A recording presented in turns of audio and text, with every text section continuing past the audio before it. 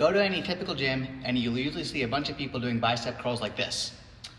The arms are swinging wildly, the palms are facing inward in what's called a hammer grip, and they're doing this goofy alternating pattern like they're jogging. It makes me want to shake them by the shoulders and ask them what the fuck. If you're trying to build your biceps, you need to think about what the biceps do. The biceps are mainly responsible for bending your elbow, turning your palms upward, and raising your arm out in front of you. So the best way to recruit them is using a palms up grip with shoulder flexion. However, because the anterior deltoid tends to take over when you flex your shoulder, I recommend keeping the elbow stationary and the shoulder still. This requires you to fix your elbows in place by digging them into your sides.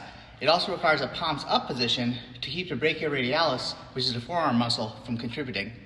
A lot of people will use what's called a hammer grip, which looks like this. They do this because it's easier to recruit more muscle mass, particularly the brachioradialis. However, most people aren't doing this to work their brachioradialis, they're doing this to work their biceps, which is best achieved with a palms up grip. Finally, you'll often see an alternating version of the curl, kind of like you're jogging. This allows for way too much swinging and leaves out much of the trunk engagement you can get out of doing both sides at the same time. That's right, bilateral standing bicep curls done with heavy weight without swinging also becomes a core exercise since you are having to recruit all the muscles around your midsection to stay still. That's something you really won't get as much out of in the alternating version. So stop copying the bros and think about why you're doing what you're doing and you'll see much better results. So here's how I recommend doing them. Palms up, elbows glued to my side, no swinging, and I'm thinking of getting my pinky fingers close to my nose.